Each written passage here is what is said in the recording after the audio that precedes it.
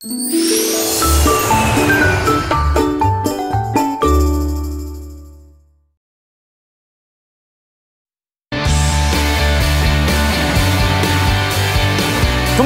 여러분의 아침 햇살이 되고 싶은 남자 김현욱입니다. 굿모닝! 여러분의 아침 공기가 되고 싶은 여자 최희정입니다. 야, 어떻게 이렇게 될 수가 있지 싶을 정도로 오늘 아침 공기가 굉장히 시원해졌습니다. 역시 네. 이제 가을이 본격적으로 온 게 아닌가 이런 생각이 드는데요. 시원한 날씨가 반갑긴 합니다만 요즘 알레르기 비염 때문에 고생하는 분들이 많아졌다고 하는군요. 네, 원인은 바로 꽃가루 때문입니다. 봄도 아닌데 이게 무슨 말인가 싶지만 가을이 되면 쑥이나 돼지풀 같은 잡초 꽃가루가 많아지기 때문이라고 하네요. 네, 그런데 이 꽃가루만큼이나 비염을 악화시키는 원인이 있다고 하는데 바로 일교차라고 합니다. 네. 요즘 당분간 계속해서 일교차가 큰 날씨가 이어진다고 하는데요. 여러분께서 외출하실 때는 얇은 겉옷 하나 준비하시는 것도 좋을 것 같습니다. 자, 오늘도 힘차게 출발해보죠. 다 함께 출발!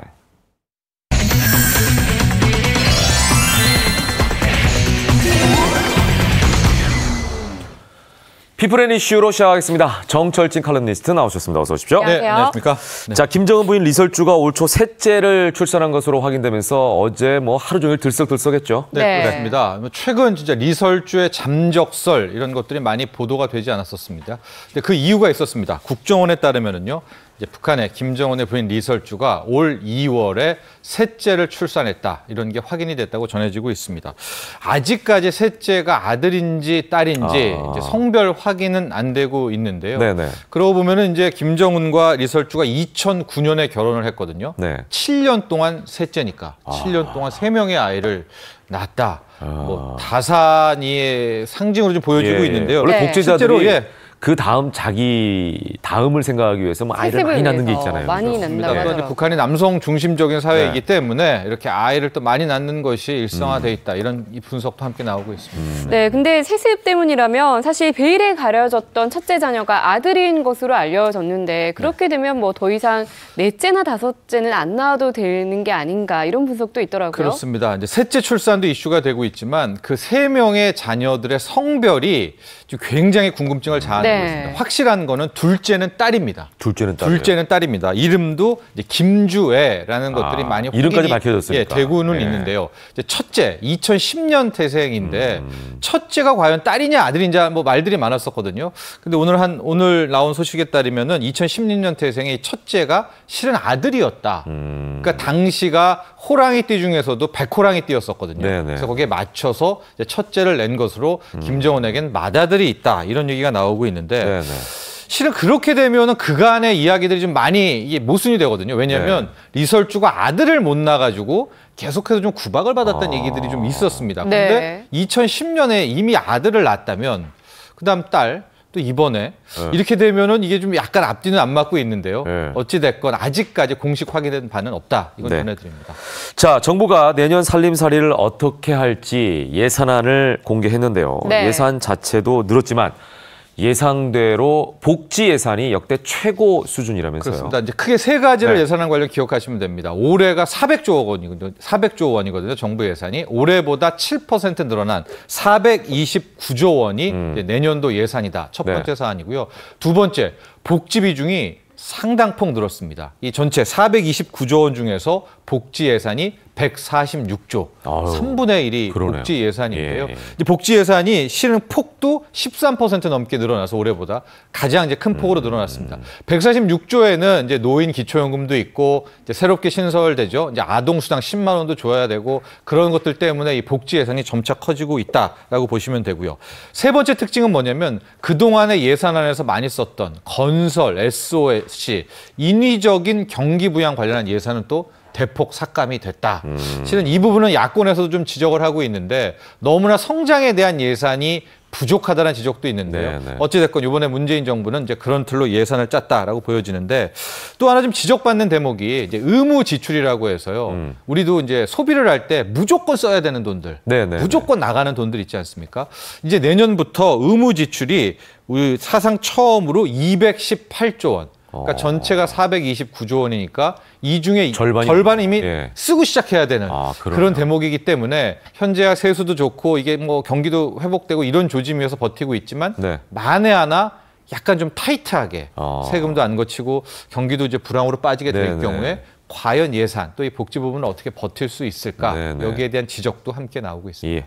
네, 이번에는 사건 사고 소식으로 넘어가 보겠습니다. 인천 초등학생 살인 사건 결심 공판이 어제 오후 열렸는데요. 네. 좀 특이한 게 주범보다 공범에게 더 많은 형량이 구형이 됐는데 그렇습니다. 이런 경우도 있나요? 네, 정말 어제 이제 결심 공판, 그러니까 마지막으로 선고 공판 전에 마지막 이제 검찰이 구형을 하는 이제 그런 공판이 열렸습니다. 바로 올 3월에 있었던 인천 8살 초등생 살해법인 A 양과 B 양에 대한 이제 구형이 나오게 됐었는데요. 네.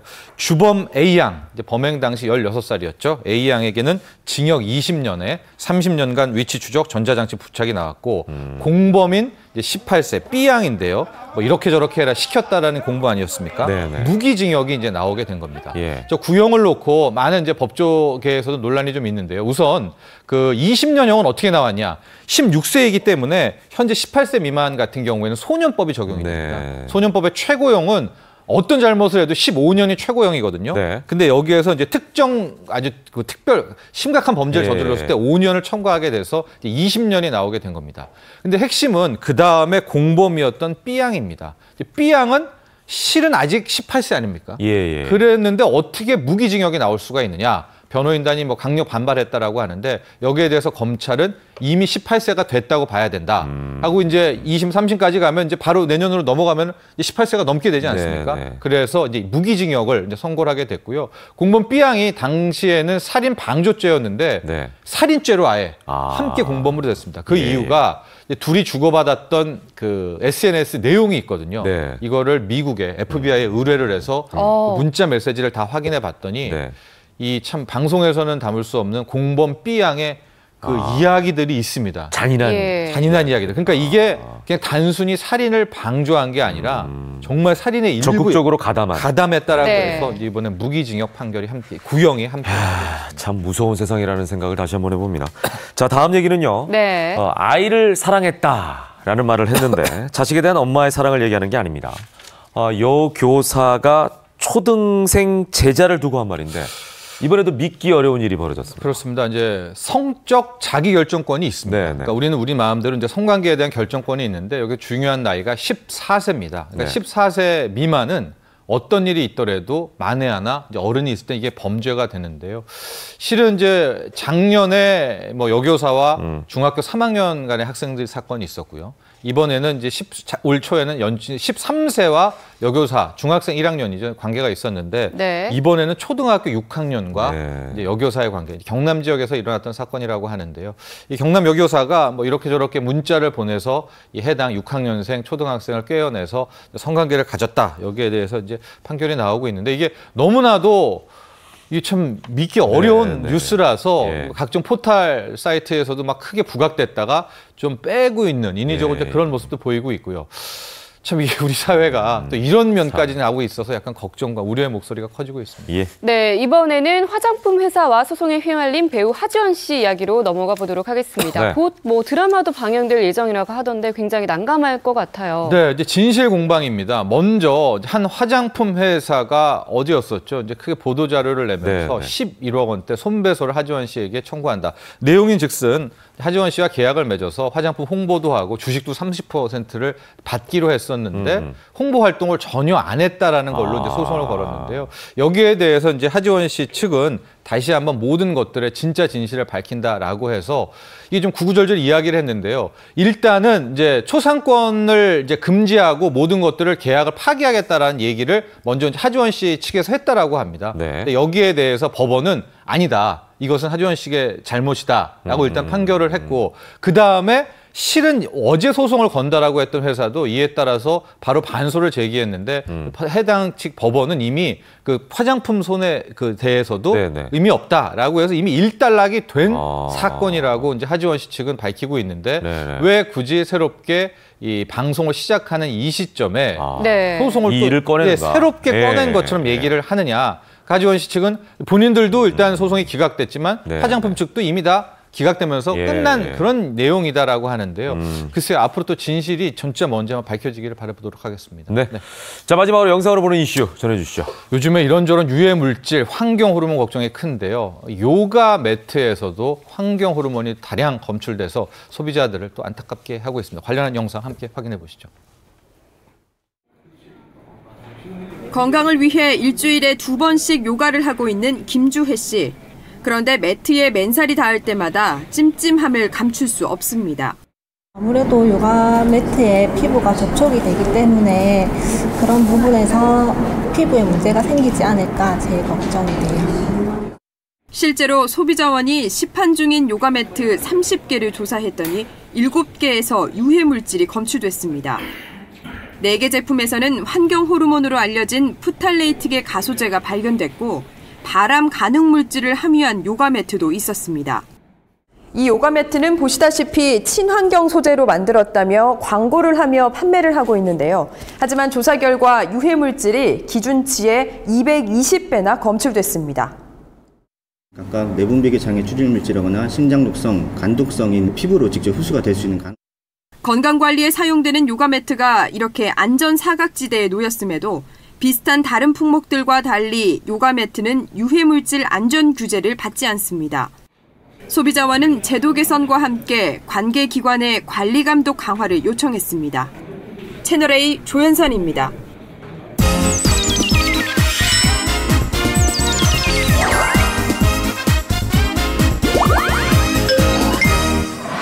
뜨거운 연예가 소식을 전해드립니다. 연예할 시간. 네, 함께할 두 분 소개해드리겠습니다. 먼저 김효성 연예부 기자 나와주셨고요. 어서 오십시오. 안녕하세요.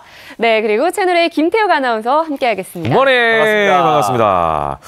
자, 첫 번째 얘기요. 지난 네. 5월 임신 사실을 알렸던 김태희 씨. 남편인 B와 이탈리아에서 목격이 됐네요. 네, 그렇습니다. 김태희 부부가 이탈리아에서 태교 여행을 즐기고 있다라는 소식이 어제 보도를 통해 전해졌는데요. 이탈리아나. 네.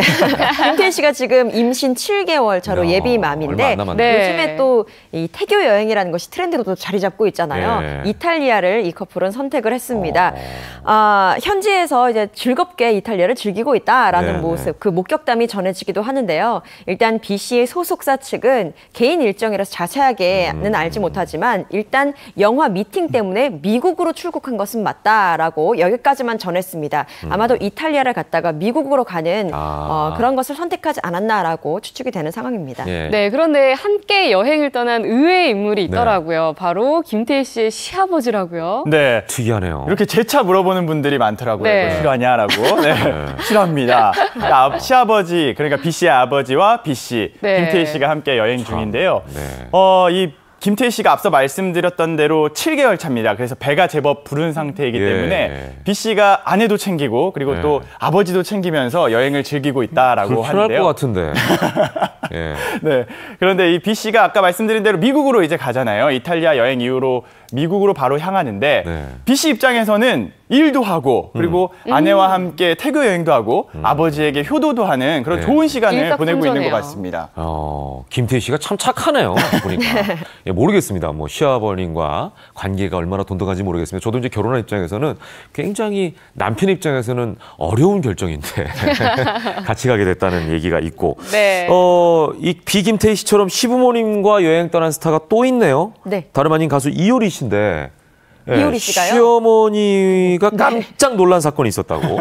깜짝 놀랐을 것 같습니다. 네. 이효리 씨가 시어머니와 함께 과거에 온천에 간 적이 있대요. 근데 일단 시어머니와 함께 알몸으로 온천을 즐긴다는 것만으로도 굉장히 민망한 일일 텐데 네. 이젠 이효리 씨 몸에 타투가 좀 있었던 겁니다. 아. 뱀과 거북이가 막 이렇게 뛰놀고 있는데 사실 시어머니 입장에서는 며느리가 그냥 예뻐서 아무 말씀도 안 하셨지만 이효리 씨가 봤을 때는 아마 속으로 많이 놀라셨을 것이다 라면서 웃으면서 말씀하셨죠. 또 있을 것 같아요. 예, 거기다가 이제 시어머니 입장에서는 다른 사람들 시선도 의식했을 거 아니에요. 그렇죠. 살짝 수건을 갖다가 이렇게 덮지 않았을까 이런 생각도 듭니다. 예. 네. 자, 다음 얘기로 넘어가 보겠습니다. 배우 정겨운 씨 인생의 새로운 출발선에 섰습니다. 오는 9월 30일 비공개 결혼식을 올리죠? 네, 그렇습니다. 어제 소속사가 밝혔는데요. 정겨운 씨가 1년간의 열애 끝에 일반인 여성과 비공개로 다음 달 30일에 결혼을 한다라고 밝혔습니다. 이 예비 신부는요, 클래식 피아노를 전공한 미모의 음대생으로 알려져 있습니다. 결혼식은 서울 모처에서 가족들만 모인 상태에서 비공개로 이루어지는데 사회 축가도 없다고 합니다. 네. 사실 지난 4월에 공식 발표를 통해서 열애 중이다라는 소식이 전해졌는데 불과 4개월 만에 이렇게 좋은 사랑의 결실 소식까지 전해지게 됐네요. 네, 결혼을 앞둔 정겨운 씨 이상형에도 관심이 모아지고 있는데요. 어떤 사람을 이상형으로 꼽았었나요? 네, 이 정겨운 씨가 과거의 연애 스타일이라든지 결혼관에 대해서 인터뷰를 좀 하셨나 봐요. 이해심이 많고 강한 여자가 결혼 상대였으면 좋겠다라는 결혼관을 밝히기도 했었고요. 음악하는 여자는 없었어요? 그런 내용은 없었는데 그 연애 스타일에 그런 게 있었습니다. 자기가 한 사람한테 좀 충실하는 편이다. 그런데 잘해주지는 못한다. 그 이유가 여자가 뭘 원하는지 잘 모르기 때문에 여자의 마음을 잘 몰라서 잘해주지 못하는 편이다라는 말을 한 적이 있고요. 또 그 음대생인 게 좀 영향을 미칠 만한 내용이 지난 2013년에 드라마에서 함께 출연한 배우 유인영 씨와 이 정유미 씨 둘 중에 이상형을 꼽아달라는 질문에 정유미 씨를 꼽았어요. 그 이유가 유인영 씨는 외모적인 면에서는 자기가 굉장히 좋아하는 스타일인데 좀 성격이 털털해서 남동생 같다라고 밝힌 반면에 이 정유미 씨는 여성스러워서 이상형에 가깝다라고 말을 했습니다. 여성스럽다 그러면 또 이제 다 뭐 음대생, 클래식, 클래시컬 뭐 이렇게 연결이 좀 되긴 하네요. 자, 배우 정겨운 씨 재혼 소식에 또 안타깝습니다만 과거 전 부인과의 응급실 해프닝이 재조명되고 있죠. 네, 그렇습니다. 과거에 정겨운 씨가 가슴을 칼에 찔려서 응급실에서 치료를 받았다라는 기사가 있었어요. 그래서 굉장히 많은 분들이 깜짝 놀랐었는데 소속사 측의 이제 상황 설명을 보면요, 신혼집을 정리하던 중에 이제 칼을 비롯해서 주방 기구들을 냉장고 위에 올려놓은 거예요. 그래서 냉장고 문을 그냥 이렇게 쾅 이렇게 열고 닫다가 물건들이 다 쏟아지면서 칼에 그냥 스친 것이다, 찔린 것이 아니다. 2cm 정도의 그냥 가벼운 상처였는데 좀 이것이 전해지면서 좀 오해가 있었던 것 같다라고 이야기를 했습니다. 그런데도 일단 일각에서는 아마 좀 부부끼리 과하게 싸운 것이 아니냐라는 의심도 있었어요. 그리고 사실 결과적으로 봤을 때에 이 전 아내와의 가정은 2년 만에 파경에 이르렀기 때문에 이런저런 일들이 마치 무슨 조짐이 있었던 것처럼 이렇게 회자되고 있었던 겁니다. 결과론적으로 또 얘기하는 분들이 계시네요. 자, 다음 얘기입니다. 배우 설경구 씨가 같은 영화에 출연한 설현 씨에게 한 발언이 도마 위에 올랐습니다. 어떤 일이 있었던 걸까요? 영화 살인자의 기억법이라는 영화에 그 언론 시사회가 있었습니다. 그런데 이 자리에서 이제 배우로서 설경구 씨가 설현 씨에 대해 이제 이야기를 하는 장면이 있었는데 순백의 느낌이다. 일찍 활동을 시작해서 나이보다 성숙된 모습이 있을 줄 알았는데 그런 것이 아니라 백치미가 있달까? 여배우가 백치미가 있는 것은 굉장히 좋은 것이고 40대가 돼서도 설현 씨 백치미를 잊지 않길 바란다라고 이야기를 했어요. 굉장히 진지한 어투로 이야기를 했거든요. 그냥 그 상황적으로 봤을 때는 분명히 좋은 이야기, 좀 칭찬을 하고 싶었던 것 같은데 백치미의 사전적 의미를 좀 보면요. 지능이 낮은 듯하고 단순한 표정을 지닌 사람이 풍기는 아름다움입니다. 아름다움은 아름다움인데 완벽하게 아름다움으로 보기에는 앞쪽에 있는 지능이 낮은 듯하고 아주 문제가 되네요. 해석이 조금 달라질 수 있다는 점에서 논란을 피하기 어려웠던 것으로 보여요. 근데 우리는 그냥 백치미 그러면 순박해 보인다는 뜻으로 많이 쓰는데. 사실 과거에는 기사나 방송에서도 백치미라는 단어를 많이 썼어요. 표현이 많이 나왔었어요. 네, 설경구 씨의 이 백치미 발언으로 인해서 누리꾼들 뜨거운 설전 벌이고 있다면서요. 지금 저희가 이렇게 이야기하는 것처럼 누리꾼들도 굉장히 반응이 엇갈리고 있어요. 여기 대해서 뭐 백치미의 사전적인 뭐 정의를 찾아봐라 뭐 이런 식으로 막 서로 막 공방을 벌이는군요. 사전적인 의미는 이건데 사실은 그게 아닐 것이다라는 등 다양한 의견들이 오가고 있는데요. 말은 그래도 항상 조심을 해야 될 것 같습니다. 분명 그런 의도는 아니었던 것 같아요. 그런데 그 누리꾼들 사이에서는 해석도 내놓고 의견도 내놓으면서 말을 하고 있는데 어떤 내용인지 좀 살펴보면은 사전적 의미는 좋지 않은데 어떤 의도인지는 전해졌다. 그리고 TV 오락 프로그램에서도 종종 쓰는 말인데 너무 민망하게 계속해서 이렇게 민감하게 반응하지 말자라는 의견도 있었고요. 반면 백치미를 칭찬이라고 생각하는 게 더 신기하다. 이런 반응도 있었고 미자가 들어간다고 다 칭찬인 줄 아냐? 라는 의견도 있었습니다. 다양한 반응이네요. 이게 아마 시대상을 반영한 게 아닌가 맞습니다. 싶어요. 예, 그럼 이제 백침이라는 단어를 안 쓰는 걸로 사람들이 이제 인식하고 네. 있는 것 같아요. 순박하다 뭐 이런 표현으로 바꿔야 될 것 네네. 같습니다. 예. 자, 논란이 거세지자 어쨌든 설경구 씨는 즉각 사과를 나섰죠? 네, 사과를 정말 했죠? 예. 즉각 나서서 사과문을 게재했습니다. 요즘에 왜 이런 말이 있잖아요. 젠더 감수성. 그만큼 많이 민감해져야 되는 것 같아요. 그 사과문의 내용을 보면 기자 간담회 때 설현 씨에 대한 저의 표현이 적절하지 못했다. 잘못된 표현이었던 점 진심으로 사과드립니다. 그리고 좋게 순수하고 하얀 도화지 같다라는 표현을 하고 싶었는데 짧은 생각으로 표현이 잘못됐으며 설현 씨에게 직접 사과를 했고 또 언론사별 이제 인터뷰를 할 때 공식적으로 사과를 다시 한번 하겠다라고 이야기를 하면서 정말 정중하게 표현을 했습니다. 그리고 앞으로는 더욱더 신중하게 생각을 하고 말을 하고 늘 배우는 마음으로 살겠습니다라고 이야기를 했는데요. 언론사회라는 것이 사실 배우들 입장에서 가장 처음으로 영화를 공개하는 자리고 게다가 기자들 앞에 서는 자리이기 때문에 엄청 긴장을 하는 자리입니다. 많이 긴장을 했던 모양이에요. 그러니까요. 어쨌거나 설설 커플입니다. 여기도 또. 그러네요. 공교롭게 살인자의 기억법 잘 되길 바라겠습니다. 다음 얘기입니다.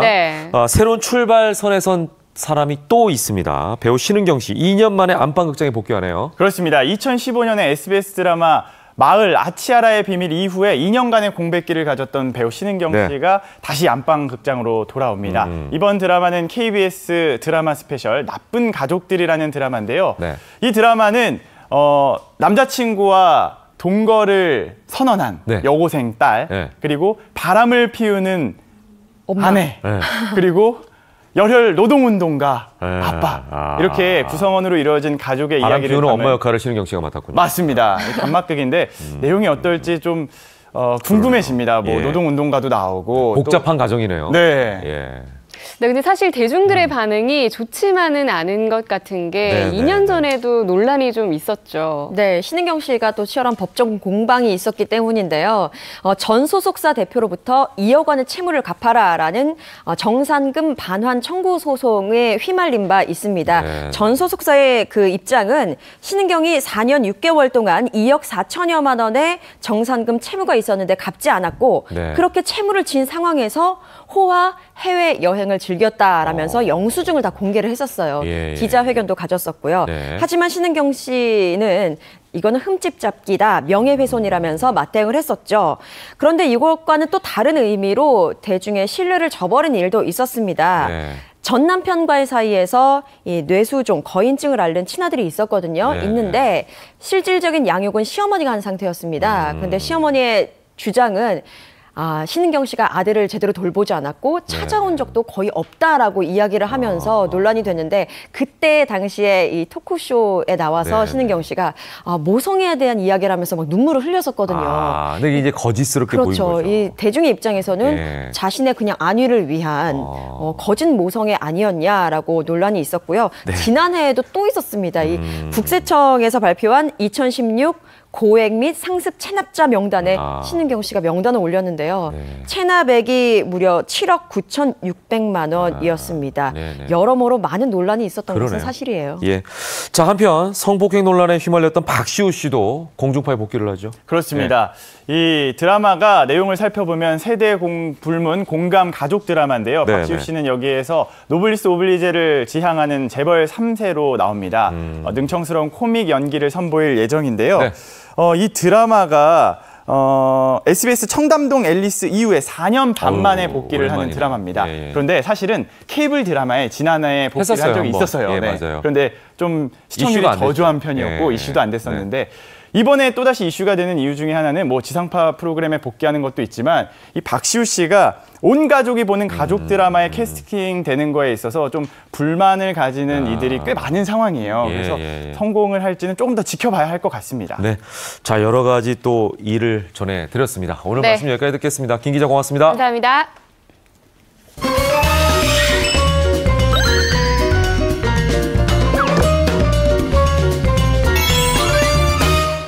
생방송으로 함께하고 있습니다. 김민욱의 굿모닝. 지금 시간은 8시 25분입니다. 네. 자, 이번에는 젊어지는 진짜 특급 알짜 정보만을 전해드립니다. 미녀보감 시간인데요. 나무뿐만 아니라 우리 몸에도 나이를 알 수 있는 나이테가 있다고 하는군요. 비록 얼굴은 동안이더라도 목주름이 자글자글하면 이게 바로 나이테로 알아보는 동안이 아닌 나이든 얼굴이다 이렇게 볼 수가 있다고 하는군요. 그렇습니다. 네. 이 목주름이 그런데 한 번 생기면 없애기는 정말 어렵지만 네. 이 생활 속의 사소한 습관 하나만으로도 충분히 예방이 가능하다고 합니다. 네. 오늘은 목주름에 대한 자세한 이야기 나눠보겠습니다. 함께할 전문가 두 분 소개해드리겠습니다. 네, 먼저 차상희 피부과 전문의 그리고 배은정 경락 전문의 나와주셨습니다. 어서 오십시오. 반갑습니다. 네, 요즘 워낙 네. 스마트폰을 많이 쓰다 보니까 저도 또한 목주름에 두려움을 가지고 있는데 스마트폰을 이렇게 볼 수는 없잖아요. 이렇게 그러니까요. 보니까. 예, 많이. 오늘 나와주신 두 분께서는 어떠신가요? 목주름이 얼핏 봐서는 안 없으신 것 보이시네요, 같은데요. 잘. 예. 아니 당연히 이제 목주름이 신경이 쓰이고요. 네, 있긴 있으세요? 그럼요. 예. 네. 우리 배은정 네. 전문가께서는 어떠신가요? 저 같은 경우는 이제 관리를 제가 직접 하는 방법이 있어서 목주름이 생겼다가 또 그렇죠. 없앴다가 계속 와. 반복적으로 관리를, 되는. 네. 네. 오늘 좀 공개를 일단 네, 해주시죠. 오늘 공개를 네, 해드리겠습니다. 이런 분들. 근데 오늘 목주름에 대한 얘기는 저는 할 말이 없습니다. 저는 진짜 목주름이 많거든요. 아, 그래요? 예. 자, 그래서 이렇게 다녀야 돼요. 오늘 목주름에 대해서 하나씩 네. 짚어보도록 하겠습니다. 목주름엔 약도 없다. 왕도는 없지만 방법은 있다. 희망적인 얘기를 좀 해보고 싶어요. 네, 첫 번째부터 보겠습니다. 근육층 약한 목 피부 이것부터 관리하라. 근육층이 약한 목 피부인데 어디부터 관리하는 거죠? 얼굴인가? 가슴? 체중. 관리. 체중하고도 이게 상관이 있나요? 네. 체중하고. 네, 목 같은 경우에는 얼굴에 비해서 피지선이 적기 때문에 이제 네. 쉽게 건조해지고 탄력이 떨어지기 쉬운 부위입니다. 네. 그래서 이제 본인의 목을 이렇게 잡아서 늘려보시면은 예. 얼굴에 비해서 이렇게 네. 쉽게 늘어나는 것을 느낄 수 있는데요. 그렇죠. 예. 이제 그럼 체중하고 이렇게 그 목 주름이 왜 상관관계가 있는지 궁금하실 거예요. 네. 근데 이제 앞에 답이 있죠. 그 목은 우리가 이제 상대적으로 움직임이 많은 부위인데도 불구하고 네. 피부를 지탱해주는 근육층이 약합니다. 그러네요. 네, 따라서 이렇게 지방이 늘어나게 되면은 이런 약한 우리가 그 근육층이 네, 이제 네, 그 네. 지방을 지탱해주기가 어렵기 때문에 네. 우리 목주름이 생기게 되고 또한 네. 무게감 때문에 처짐이 증가하게 됩니다. 이런 표현이 어떨까 싶습니다만 조금 조심스럽긴 한데 우리가 치킨을 먹으면 네. 닭 목이 있잖아요. 네. 이 부분에 진짜 살이 없어요. 맞아요. 네. 네. 그거랑 비슷하지 않나 싶어요, 저도. 네, 그런 그러네요. 생각을 해보네요. 예. 아니, 그러면은 이 목 운동을 해야 되는 건가요? 아니면 뭐 살을 빼야 되는 건가요? 네, 근데 이제 문제는 방금은 이렇게 과도하게 지방이 늘어나도 목주름이 네. 생길 수 있지만 급격하게 체중이 이렇게 감소하면서 탄력이 떨어져도 목주름이 생길 수 있습니다. 그러니까 우리가 풍선을 크게 불었다가 바람이 빠지면 쪼글쪼글해지는 거를 생각하시면 쉬우실 거예요. 그래서 예를 들어서 이제 임신 전후라든지 다이어트 전후처럼 이렇게 급격하게 체중이 감소할 때는 네. 이제 아무래도 목주름 관리에도 함께 신경을 쓰셔야 합니다. 그러니까 체중이 급격하게 줄면은 목에도 주름이 많이 생기니까 그렇죠. 너무 급격하게 체중 줄이는 거는 피하는 좀 게 좋을 것 같다는 얘기죠. 조금은 조심해라. 뭐 이런 얘기시네요. 예. 네, 이제 두 번째로 넘어가 보겠습니다. 두 야냐, 번째는 이 뭐죠? 야냐, 그것이 문제로다. 이것이냐, 그것이 예. 문제로다. 먼저 첫 번째부터 사느냐, 죽느냐, 그것이 문제로다. 이거 아닙니까? 일단 가로냐, 가로냐, 세로냐. 그럼 세로겠죠? 예. 네. 이것도 무슨 가로냐, 얘기죠? 세로냐, 그것이 문제로다. 주름에도 방향이 있나요? 네, 우리가 이제 주름은 그 네. 방향에 따라서 가로주름과 세로주름으로 구분을 하는데요. 이제 먼저 세로주름 같은 경우는 이제 노화로 인해 가지고 탄력이 떨어지면서 생기는 주름이라서 보통 이제 40, 50대 많이 발생을 하고 나이가 세로주름도 있구나. 우리 보통 목주름, 들수록 가로주름인 줄 그렇죠. 알아요. 심해지는 경향이 있습니다. 네. 근데 이에 반해서 가로주름의 경우에는 이제 잘못된 자세라든지 생활 습관과 상당히 그 밀접한 관계가 있기 때문에 보통은 네. 30대 전후에 이제 발생을 하고 네. 실제로 보면 주변에서 이렇게 네. 30대 이전에 그 젊은 친구들도 네. 가로주름이 있는 것을 이제 가끔씩 볼 수가 있습니다. 예. 특히나 이제 요즘 같은 경우에는 앞에서 말했듯이 장시간 고개를 숙이고 스마트폰을 네네네. 하시잖아요. 그래서 맞아요. 이제 가로주름이 그 생길 확률이 높아지기 때문에 네. 이렇게 스마트폰을 하실 때는 이렇게 올바른 자세를 유지하고 자주 네. 스트레칭을 해주시는 것을 추천해드립니다. 그러면 세로주름은 좀 어떻게 보면 나이가 들에 따라서 자연스럽게 나타난다 이렇게 볼 수도 있는 거예요? 그렇죠. 근데 가로주름은 우리가 예방할 수 있다. 그렇죠. 습관에 충분히 따라서. 예방할 수 있습니다. 아니 그럼 뭐 스마트폰을 어떻게 봐야 되는 거예요? 지금 보지 말아야죠. 안 봐야 되는 거구나. 보더라도 가로주름이 이렇게, 많다고 이렇게 하셨잖아요. 보든지 네. 예, 이렇게 봐야겠네. 이렇게. 올려서. 천장에서 봐야겠네요. 그걸 많이 보지 말란 얘기죠. 스마트폰 보면은 뭐 거북증후군이라 해서 여러 가지 맞아요. 뭐 증상으로 거북목증후군이 생기니까. 안 될 수가 없더라고요. 예. 네, 이번에 조심하라는 세 번째로 얘기고. 넘어가 네. 보겠습니다. 외출 후 귀가하면 머리부터 외출 후 귀가하면 머리부터 발끝까지 핫 이슈. 뭘까요? 오늘 연결이 많이 되네. 머리를 높이 묶어라. 이건 여성분들한테 해당되는 얘기 같아요. 어떤 관련이 있을까요? 높이 묶으라고요? 우선 머리에 헤어 제품을 바르거나 네. 그리고 머리카락에 이제 외출하다 들어오면은 노폐물이 쌓이게 돼요. 맞아요, 네, 맞아요. 그런 것들이 이제 목에 주름을 유발을 할 수가 있는데요. 계속 쌓이면 이제 피부에 트러블도 생기고 그로 네네. 인해서 균들이 생기기 때문에 목에 주름이 생기실 수가 있어요. 네.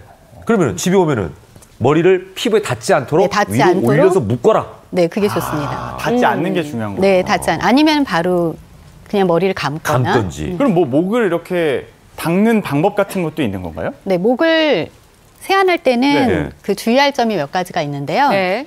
우선 그 샴푸를 할 때 네. 고개를 숙이시면서 보통 많이 하시잖아요. 고개를 숙이고. 그럴 수밖에 없죠. 옷에 젖으니까. 그렇죠. 근데 그게 옷을 입고 머리를 감으시는구나. 예. 네, 그럴 경우는 이제 핸드폰 보는 것과 마찬가지로 네. 목이 앞으로 이렇게 거북목처럼 빠지게 돼요. 그러니까 가로주름이 생기는 원인이 경추뼈가 틀어져서 생기거든요. 네. 그 원인이 될 수 있기 때문에 네네. 고개를 숙이는 것보다는 바른 자세 그리고 고개를 약간 젖혀서 스트레칭하는 자세로 머리를 감으시는 게 좋아요. 아. 예, 그리고 아. 또 한 가지 떼수건으로 목을 강하게 미시는 분들이 있잖아요. 예. 네네네. 그럼 각질층이 손상이 되게 돼요. 그래서 그것들이 건조해지게 되면서 피부 트러블도 유발을 하고 네. 그리고 주름을 유발을 할 수가 있고요. 네. 그리고 너무 뜨거운 물로 세안을 할 경우 물 온도도 중요하네요. 물의 온도도 중요합니다. 피부가 네. 유수분 밸런스가 깨지게 돼요. 네. 유분과 수분이 날아가면서 건조해지면서 주름이 생기실 수가 있습니다. 그러니까 머리 감을 때 우리 예전에 어르신들 같은 경우에 이런 표현 안 됩니다만 고무다란이라 그러잖아요.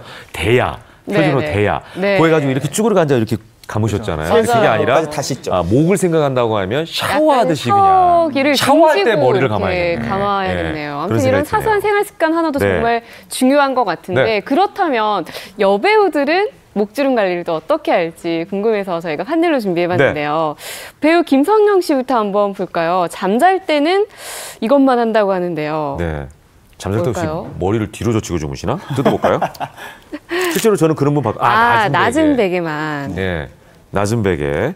비결을 좀 설명해 주시죠. 네, 그 목주름은 취침 습관과도 연관성이 있는데요. 네. 우리가 이제 너무 높고 푹신한 베개를 베고 주무시게 되면 이렇게 자세가 이렇게 목이 앞으로 구부러지는 그 자세가 되고 또한 네. 혈액순환이 잘 안 되기 때문에 예. 가로주름이 발생할 확률이 높아집니다. 예. 그렇다고 또 아예 베개를 안 베게 되시면은 네. 이제 경추가 뒤로 이렇게 꺾이면서 네. 근이 이렇게 긴장된 상태가 되기 때문에 이 또한 네. 좋지 않고요. 이제 따라서 그 화면을 보시면은 이제 그 목주름을 예방하기 위해서는 본인한테 이렇게 적합한 높이의 베개를 선택을 하시는 게 좋은데요. 이렇게 보시면은 이렇게 똑바로 누웠을 때는 바닥부터 그 뒷목의 움푹 팬 곳까지 보통 한 6에서 10cm 정도 높이의 베개를 선택하시는 게 좋고요. 이제 네. 가끔 옆으로 누워서 주무시는 분들이 있잖아요. 예, 맞아요. 이런 경우에는 이제 어깨 높이를 생각해서 보통 네. 한 1, 2cm 정도 더 높은 베개를 선택하시면 되겠습니다. 제가 아는 분 실제로 목주름 없으신다고 주무실 때 여기다가 가는 베개를 베고 네. 이렇게 주무시는 분 계셨어요. 다 모지 않아요, 그러면? 네? 그렇게 주무시는 분이 목주름 펴지라고 그런 분도 계셨거든요. 이건 좀 문제가 되긴 하겠네요. 어떻게 보면. 네, 그렇죠. 이렇게 주무시는 동안에 오히려 네. 긴장한 상태가 되기 때문에 그냥 쉽게 생각해서 우리가 그 주먹이나 팔뚝이 들어가는 그 정도 높이의 베개를 선택하시면 네. 되겠습니다. 예,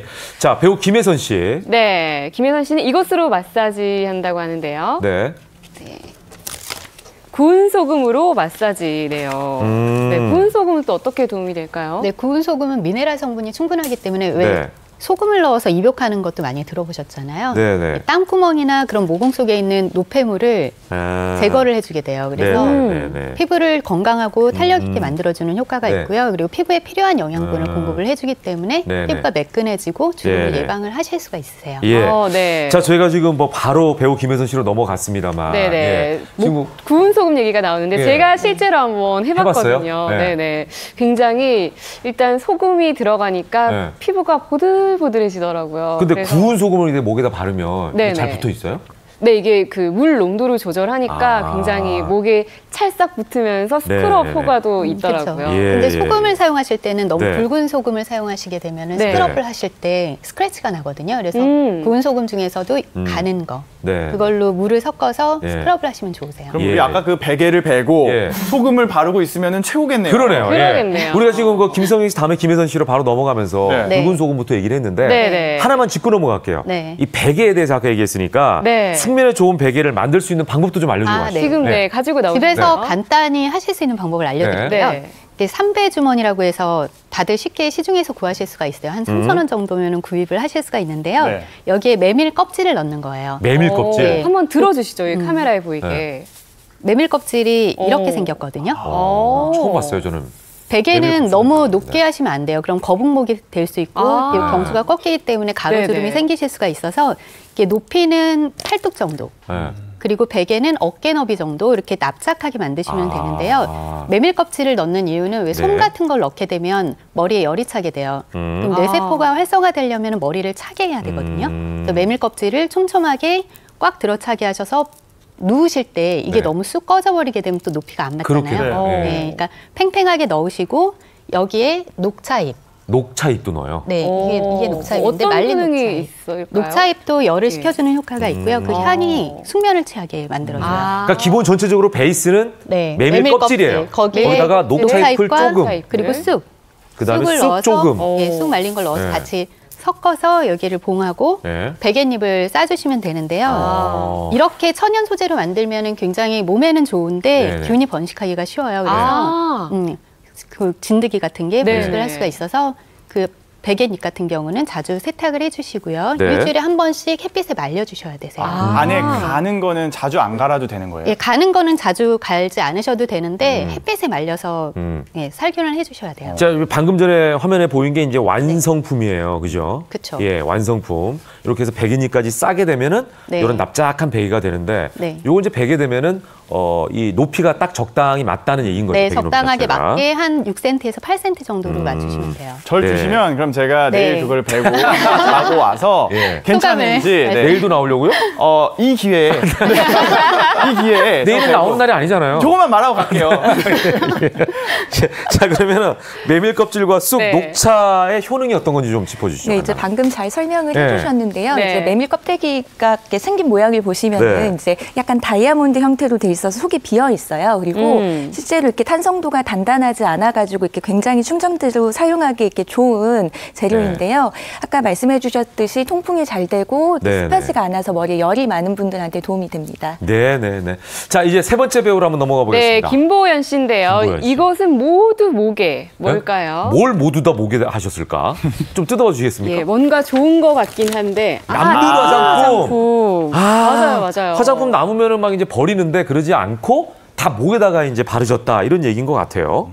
팩에 진액도 쓰잖아요. 네, 우리가 이제 항상 피부과 전문의가 강조하는 것 중에 하나가 보습 관리예요. 그래서 사실 보습 관리만 제대로 해주셔도 노화를 어느 정도 예방하고 건강한 피부를 유지할 수 있는데요. 뭐 굳이 그 목 주름 전용 제품이 아니더라도 우리가 이제 얼굴에 사용하고 남는 그 로션이나 크림을 목에 충분히 발라주시면 이렇게 목 주름 예방에 충분히 도움이 됩니다. 그렇군요. 사실 얼굴에만 신경을 쓰고 목에는 자칫 좀 소홀하기가 쉽거든요. 그러니까 얼굴 관리하실 때 목도 함께 하셔서 주름을 예방하시면 좋을 것 같아요. 그리고 또 그 목주름에 도움이 되는 오일 뭐 이런 것도 많다고 들었는데 뭐 바르는 방법도 따로 있는 건가요? 아까 우리 김민호 아나운서가 이렇게 바른다고 했잖아요. 아니면 목주름이 밑으로 쳐지니까 이렇게 한다고. 되게 잘하셨어요. 중력과 반대 방향으로 한다는 얘기 좀 들었거든요. 이렇게 하시면 좋고 오일도 중요한데요. 오일 중에 이제 목에 좋은 게 로즈힙이라는 오일이 있어요. 예, 비타민 C가 풍부해서 피부 재생에도 효과가 좋고요. 기관지에 좋거든요. 네. 제가 그리고요. 바르는 거를 한번 좀 보여드릴게요. 네. 자, 그러면 이걸 어떻게 발라야 되는지 이건 네. 직접 이제 모델분 시연을 통해서 한번 보도록 하겠습니다. 로즈힙 같은 경우는 이거 손에 몇 방울 정도만 걸어서 이렇게 손에 충분히 바르신 다음에 목을 아래에서 위로 김현욱 씨가 말씀하신 것처럼 아래에서 위로 이렇게 쓸어주듯 전체적으로 펴발라주시면 돼요. 그 로즈힙 같은 경우는 여성 생리불순에도 좋고 여성한테 굉장히 좋거든요. 그리고 피부가 다시 재생하는 효과가 좋아요. 그래서 활성산소를 없애주면서 안티에이징이 되는 효과가 있어요. 목은 아래에서 위쪽으로. 아래에서 위쪽으로 쓸어서 그냥 가볍게 발라주시면 돼요. 네. 자, 그리고 나머지 부분에 뭐 쇄골 부분 이 부분은 뭐예요? 손바닥을 활용한 쇄골 부분 이거는 없는 건가요? 그러니까 목만 하면 되는 건가요? 그러니까 그거는 마사지 방법인데요. 제가 마사지예요? 네, 마사지 방법인데 네. 이따가 다시 보여드릴게요. 마사지 그건 방법. 다시. 네. 예. 자, 그렇다면은 의학적으로 봤을 때 로즈힙에 어떤 성분이 목주름 개선에 효과가 있는지 이것도 좀 설명이 필요할 것 같아요. 네, 그 아까 활성산소 말씀해 주셨는데요. 예. 이 로즈힙에는 그 비타민 A의 정부체인 베타카로틴하고 또 비타민 A인 레티놀산이 풍부해요. 그래서 네네. 이제 유해한 환경으로부터 그 세포 손상을 보호해 주기 때문에 우리가 이제 주름을 예방하고 그다음에 탄력을 증가시킬 수 있고요. 이제 네. 조금 전에 보습 얘기했잖아요. 네. 그래서 이제 여기에는 뭐 리놀레인산이라든지 오메가3 식수와 같은 필수 지방산이 풍부해서 네.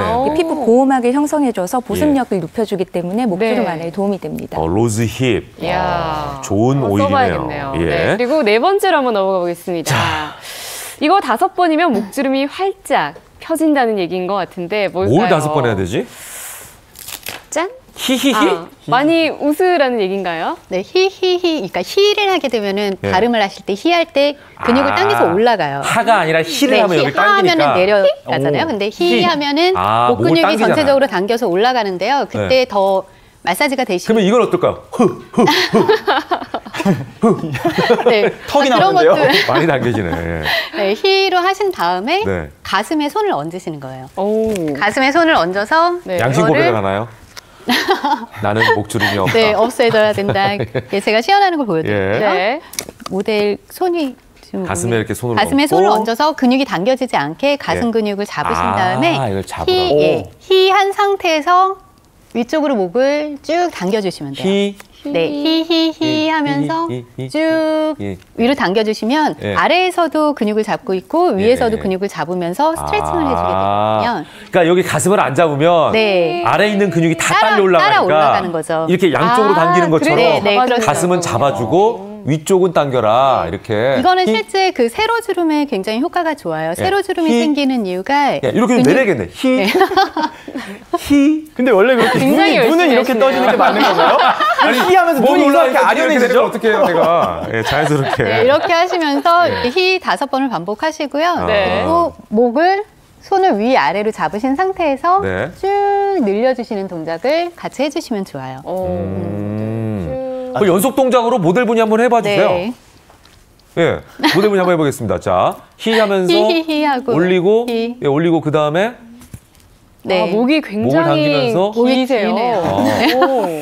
목 긴 분이 오셔가지고 적용이 잘 안 되는데요, 저한테. 저 짧은데. 그러니까 히 이렇게 해가지고 히 한 다음에 네. 이렇게 하라고요. 네, 위아래로 그렇죠, 쭉 이렇게. 당겨주시고 히. 모르는 분들은 쟤 뭐 하나 하겠다. 히. 먼저 목주름 예방 히 운동입니다. 하면서 쭉 예. 당기는 걸 먼저 하시고 이걸 네. 5번 하신 다음에 아. 다시 쭉 당기시면서 그러니까 계속해서 지속적으로 목을 좀 펴줘라. 네, 근육을 이렇게 펴주면 이해를 위착돼서 하면 되겠네요. 생기는 예. 세로주름이 완화가 될 수가 예. 있어요. 자, 이번에는요. 네. 어디서나 쉽게 구할 수 있는 페트병을 이용한 마사지. 이게 굉장히 기대가 되네요. 네. 예. 페트병으로 어떻게 마사지를 하죠? 네. 목을 마사지하는 법을 한 가지 더 알려드릴게요. 네. 여기 흉쇄유돌근이라고 전에 제가 말씀을 드린 적이 있는데 여기 네. 새로 날이 서는 근육이 있어요. 네. 이 근육이 유착이 핏대가 되면 서는 곳. 그렇죠. 네. 그러면 림프가 막히면서 노폐물이 쌓이면서 이렇게 소세지 형태의 주름이 생기거든요. 네. 그걸 풀 수 있는 방법은 목 근육을 흉쇄유돌근을 이렇게 잡으시는 거예요. 아, 여기를. 깊게. 그럼 네. 들어주면 노폐물이 빠지고 피부도 좋아지면서 네. 주름을 예방을 할 수 있는데요. 네. 이걸 쉽게 하실 수 있는 방법은 네. 빨래 여기에 집게? 빨래 집게로 이렇게 꽂아 놓으시면 돼요. 오. 되게 간편해요. 이거 촬영 아닌가요? 이 상태에서 한 5분 정도 모델은 별로 안 유지하시면 아프신가 봐요. 여기 테이프 붙여놓으면 그렇게 아프지 않은데 아, 그러네. 그러니까 네. 테이프를 붙이는 게 중요하네. 예. 큰 빨래 집게 이용하셔서 하시면 안 그러면 여기가 저게 생기잖아요. 자국이 나고 네, 자국이 네, 나고 네. 그리고 페트병 같은 경우는 네. 좀 작은 거. 모양이 한 500ml 정도 되는 네. 거. 그리고 1.5리터 이거 안 되는 거네요. 그거는 너무 김현우 씨는 괜찮을 것 같아요. 네. 그리고 좀 단단하면서 네. 여기가 불룩 튀어나온 게 좋아요. 그래야 네. 마사지 하실 때 좋은데요. 이렇게 마사지를 하실 때는 근육을 깊게 잡아서 네. 속근육까지 마사지가 되도록 그러니까 깊게 옆면을 잡아서 활용하는 게 아니라 살짝 페트병 올려주세요. 아랫부분을 활용하는 거네. 아랫부분. 단단한 부분. 아랫부분도 활용하고 옆면도 활용을 할 예. 건데요. 네.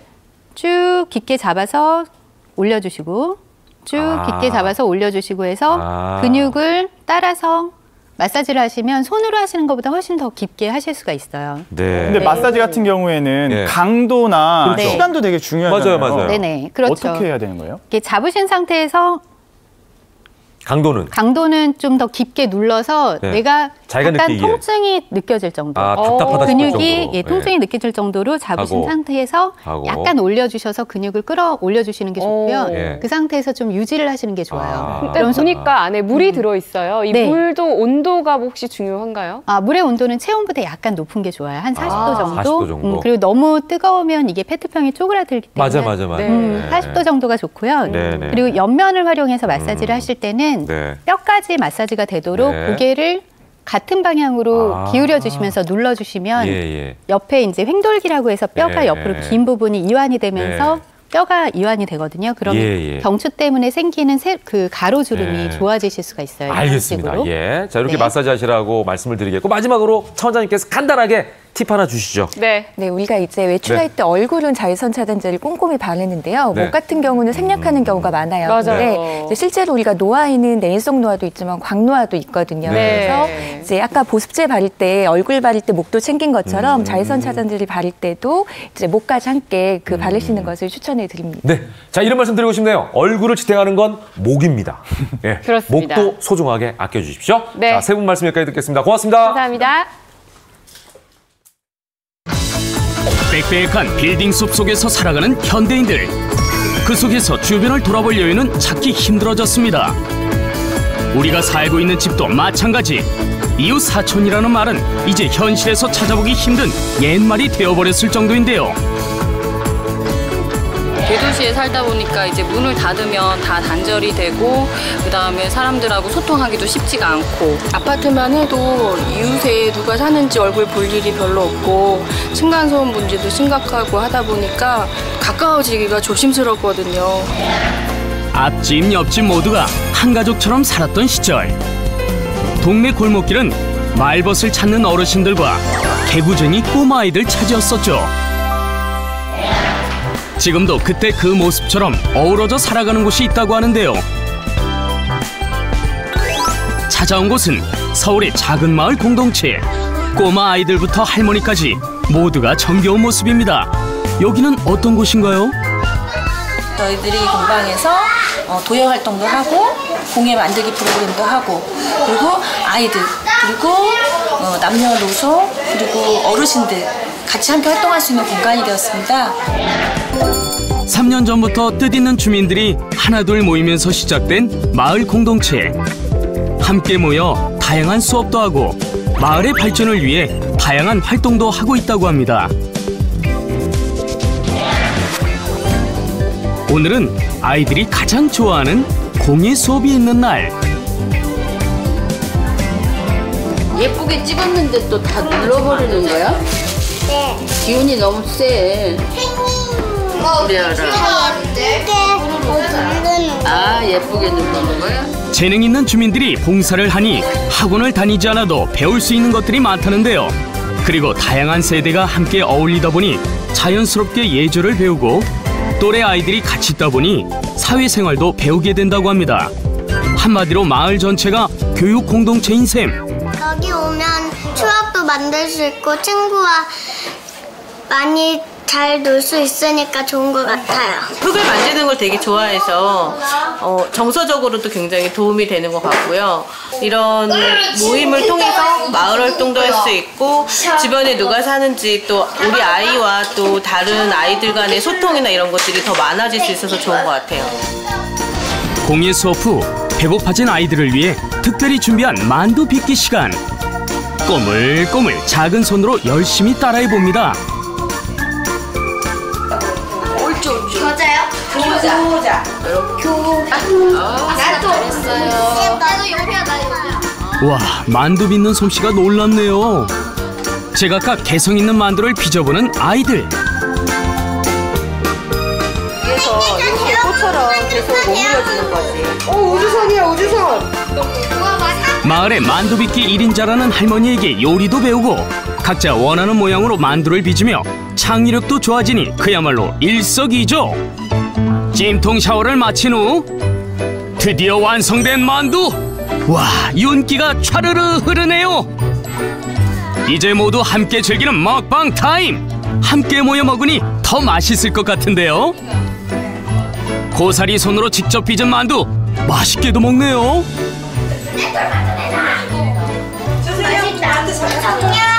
맛있게 됐습니다.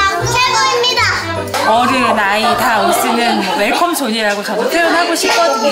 그래서 이렇게 아이들이랑 와서 만들어서 직접 먹으니까 더 맛있고 정감 있는 것 같아요.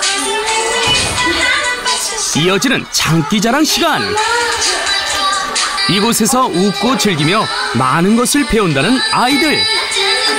마을은 아이들에게 또 하나의 교육의 장입니다. 그리고 개발 중인 또 하나의 마을 공동체.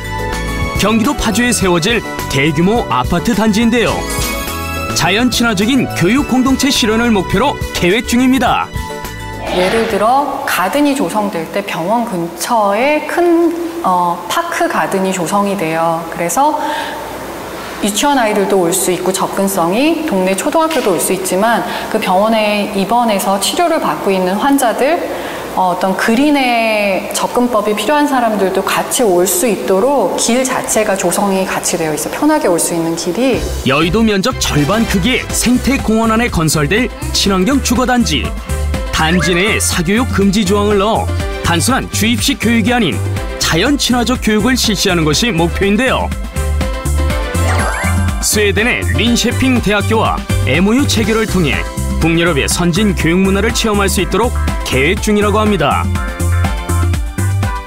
우리는 아이들에게 너는 나의 미래야, 너는 나의 행복이야 이렇게 말합니다. 우리가 진행하려고 하는 교육 프로젝트는 그래서 교육 그 자체에 머무르지 않고 우리 삶을 행복한 미래의 삶으로 가꾸는 그러한 프로젝트로 발전하게 될 것입니다. 마을은 아이들이 자라나는 소중한 공간입니다. 앞으로 아이들이 마음껏 뛰어놀며 배울 수 있는 마을이 많아지기를 기대해봅니다. 이번에는 창업을 고려하시는 분들에게 알짜 특급 정보를 전해드리겠습니다. 네, 최근 프랜차이즈의 불공정 관행이 사회 문제가 되고 있는데요. 갑을 관계가 없는 똑똑한 프랜차이즈 창업 방법 소개해드리겠습니다. 주변에서 흔히 볼 수 있는 프랜차이즈 체인점. 프랜차이즈란 본사가 가맹점과의 계약을 통해 상표의 사용권, 제품의 판매권, 기술 등을 제공하고 대가를 받는 거래 관계를 뜻하는데요. 음식점, 커피숍, 의류 매장 등 다양한 분야에 걸친 프랜차이즈 체인점은 회를 거듭할수록 증가하고 있습니다. 하지만 프랜차이즈 본사의 횡포에 고통받는 가맹점도 함께 증가하고 있는데요. 서울시에서 작년에 실시했던 불공정 실태조사 결과를 보면 가맹점주 3명 중 1명 정도는 불공정한 행위를 경험했다라는 그런 결과가 나왔고요. 조사 결과 광고나 판촉 비용을 가맹점에 떠넘기거나 인테리어 공사비를 부풀리는 등 다양한 형태의 갑질이 만연했는데요. 자잘한 분도 계시고 폐가 망신해가지고 떠돌이 생활 하시는 분도 있고 엄청난 피해자가 있어요. 왜 이렇게 많이 넣냐? 단가표를 가져가니까 그걸 거부를 해서 나는 못하겠다. 그랬더니 인테리어 잔금에 대한 부분 내지 않으면 법정소송 들어가겠다. 폐업 처리시키겠다. 이렇게 압박을 하고. 실제로 프랜차이즈 본사와 분쟁을 겪는 가맹점은 해마다 늘고 있는 상황. 이에 서울시에서는 지난 1일부터 프랜차이즈 불공정 거래 집중 신고 기간을 갖고 본사의 갑질로 인한 가맹점 피해를 막기 위해 나섰습니다. 지난 8월 24일까지 총 80여 건의 사건이 접수되었습니다. 가맹 본사가 계약 체결 전에 당연히 제공하여야 할 정보 공개서나 예상 매출의 산정서 등을 제공하지 않은 경우, 매출액이나 순이익에 대해서 허위 가장된 정보를 제공하는 경우가 있었고요. 또 인테리어 리뉴얼 공사를 강요하는 경우, 그리고 부당하게 영업 지역을 침해하는 경우 등이 있었습니다. 접수된 피해에 대해서는 법률 상담이나 조정, 중재를 돕고 공정거래위원회 또는 검찰 조사를 의뢰하는 등 피해 구제에 적극 나설 예정입니다. 실제로 본사의 불공정 행위에 오랜 시간 피해를 감수해왔다는 가맹점주를 만나봤는데요. 일반적으로 직거래하는 게 가장 저렴하게 구입할 수 있는 거잖아요. 그런데 중간 유통상을 한 명 이제 끼워놓는 건데 그게 이제 친인 특수관계. 그러면서 중간에 또 마진을 챙기고 이제 그런 식으로 해서 그 통행세를 대부분 프랜차이즈 업계에서 하고 있는 걸로 알고 있습니다. 이러한 관행은 비단 한두 업체 이야기가 아닙니다. 김철수 씨의 경우 재계약을 대가로 매장 확장을 강요받기도 했는데요. 다행히 현재는 서울시의 중재로 재계약을 보장받았습니다. 농사 앞에서요. 농성을 했습니다. 218일 동안을. 그 농성하는 도중에 서울시 중재를 해서 그 매장의 재계약을 보장을 하는 거와 향후 분쟁이 발생했을 때는 서울시에서 중재를 하는 거를 서로 따르기로 합의를 한 상태입니다.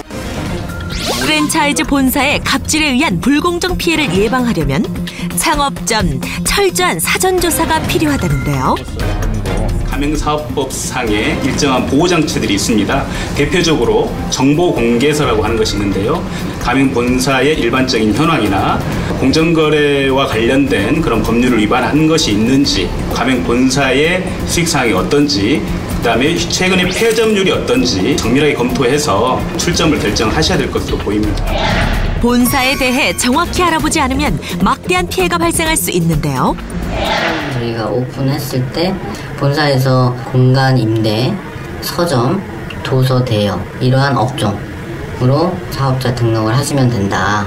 그리고 나서 2년 정도 사업을 하고 있었는데 독서실로 등록을 하지 않고 영업을 한 업체라고 이제 교육청에서 조사가 나왔습니다. 학원법에 속한 독서실로 등록을 해서 영업을 해야만 된다라는 사항은 전혀 몰랐었죠. 본사에서는 얘기가 없었습니다. 민수 씨는 계약 시 인허가에 관련된 중요한 정보를 제공받지 못했다고 합니다. 교육청하고 그때 했었는데 취하하신다고 했거든요. 독서실로 모이가 어렵다고. 교육청에서 그럼 그때 취하를 해야겠네요라고까지 얘기를 했었어요. 그 취하 갖고 저희가 아유 감사합니다 이렇게 하고 그냥 했었어요. 기소 유예 처분 후 막대한 손해를 입은 그에게 오히려 화를 냈다는 본사 측. 결국 본사에선 아무런 도움도 받지 못한 채 사업자 등록을 다시 했다는데요. 그 과정에서 큰 손해를 입었습니다. 제일 큰 피해는 형사 처분을 받았다는 거죠. 기소유예지만 범죄자, 전과자가 되는 거죠. 공사하는 데 들어간 비용은 뭐 대략 한 1,000만 원 정도 되고요. 법률적인 그런 부분에 대해서 한 300에서 500만 원 정도 매출에 타격이 되게 심한 그런 상황이 발생이 됐죠. 결국 피해를 막기 위해선 스스로 노력하는 수밖에 없는데요. 가맹계약서에는 필수적 기재사항이라고 해서 반드시 규정해 놓아야 할 것들이 가맹사업법인 19가지 정도로 규정을 하고 있어요. 그 필수적 기재사항이 계약서 내에 들어있는지 일단 첫 번째로 봐야 되겠고요. 그 규정이 들어있다 하더라도 그것이 합리적인 내용으로 규정되어 있는지도 파악해 봐야 될 것 같습니다. 가맹계약서 필수 기재 사항 꼼꼼히 확인해 보는 게 좋겠죠? 또한 다음 달 1일부터 프랜차이즈 창업을 계획하는 분이라면 서울시의 사전 자문 서비스를 이용할 수 있습니다. 가맹점이 없으면 본사가 없는 거고요. 본사가 없어도 또 가맹점이 없는 거예요. 본사를 생각하는 것만큼 가맹점을 생각해 준다면 사랑받는 프랜차이즈가 되지 않을까. 경제 발전 및 일자리 창출에도 큰 기여를 하고 있는 프랜차이즈. 본사와 가맹점이 동반자가 되었을 때 더 큰 발전을 이룰 수 있지 않을까요? 전국 어디나 달려갑니다. 굿모닝 네트워크, 오늘은 인천으로 갑니다. 네, 국내 최고의 소사나무 군락지가 인천 옹진군 영흥도 십리포 해변에 있다고 합니다. 네. 자세한 소식 황금천 차장과 함께 살펴보겠습니다. 안녕하세요. 굿모닝. 네, 좋은 아침입니다. 네, 소사나무 하면 좀 생소한데 먼저 소개부터 좀 해주시죠. 네, 소사나무는 자작나무과의 일종입니다. 잎이 작고 잘라내도 싹이 잘 돋아나며 나무 모양이 아름다워 분재용으로도 많이 쓰이는데요. 가을에 단풍이 아름다워서 공원수나 관상수로 사랑을 받고 있고요. 척박하고 건조한 곳에서도 잘 자라는데 특히 해안의 산지를 좋아합니다. 네, 해안을 좋아하기 때문에 십리포 해안에도 군락지를 이루고 있나 봐요? 그렇습니다. 150년 전 이 동네에 사는 주민들이 농사를 짓기 위한 방편으로 태풍 피해를 막기 위해 여러 나무를 심어봤는데요. 소사나무가 제일 잘 자랐다고 합니다. 구불구불하게 뒤틀린 나뭇가지의 모양이 굉장히 이질적이라서 괴수목이라고 부르는 사람도 있을 정도로 독특한데요. 255그루가 겨울엔 바람을 막아주고 여름엔 해수욕장 그늘로 널리 사랑받고 있습니다. 네, 방금 해수욕장 말씀하셨는데 그 해수욕장이 바로 옆에 십리포해변 옆에 있는 해수욕장인가요? 네, 해변이 왕모래와 자갈로 이루어져 있는데요. 이 때문에 파도가 칠 때마다 자갈이 굴러가는 경쾌한 파도 소리를 들을 수 있습니다. 십리포 해수욕장은 역사적으로도 의의가 있는 곳입니다. 이곳에 인천 상륙작전을 위한 전초기지로 정보 수집 캠프가 설치됐었는데요. 당시 미 해군은 영흥도의 10대 청소년들을 모아 부대를 창설한 뒤 어부로 위장시켜 정찰했습니다. 그 덕분에 인천 상륙작전은 성공했지만 소년대원들은 전사했습니다. 그들의 숭고한 정신을 기리기 위한 전적비가 이곳에 있습니다. 네, 그렇군요. 자, 한편 십리포 해수욕장은 산책로도 그렇게 좋다면서요? 네, 십리포 해수욕장은 해변 서쪽의 기암괴석이 해수욕장 뒤편에 소사나무 군락지와 함께 어우러지는 절경을 자랑하는데요. 이 멋진 풍경은 천천히 걸으면서 보면 더 좋습니다. 해수욕장에서 국사번호 이어지는 암들을 따라 가볍게 산책하기 좋은데요. 멀리 시와호도 보이고 입출항하는 외항선과 낚싯배들 한눈에 내려다보면서 기분 좋은 풍경을 마음에 많이 담아가시면 좋겠습니다. 네, 희한하게 생겨서 더욱 정겨운 소사나무 군락지와 십리포 해수욕장 소식이었습니다. 네, 오늘 소식 황금천 차장이었고요. 저희는 광고 후에 돌아오겠습니다. 60초. 짧은 소식 하나 전해드리겠습니다. 오늘 서울 강남구 코엑스에서 환경을 배웁니다. 내일을 만듭니다라는 주제로 2017 대한민국 환경교육 축전이 열립니다. 네, 행사장에 가시면 앞으로 우리의 환경이 어떻게 달라질지 감을 잡을 수 있게 된다고 하는데요. 자연환경과 기후, 에너지 관련 부스 57개가 차려지고요. 초, 중고생 환경 동아리 발표대회, 자원 재활용 체험 프로그램 등도 마련됩니다. 행사는 내일까지 이어지고 입장료는 무료라고 하니까 많이 참여해 보시기 바랍니다. 자, 2017년 8월 30일에 함께했습니다. 김윤욱의 굿모닝 여기까지입니다. 네, 저희는 내일도 아침 8시에 찾아뵙겠습니다. 여러분과 함께한 수요일 아침도 역시 변함없이 굿모닝이었습니다. 고맙습니다. 감사합니다.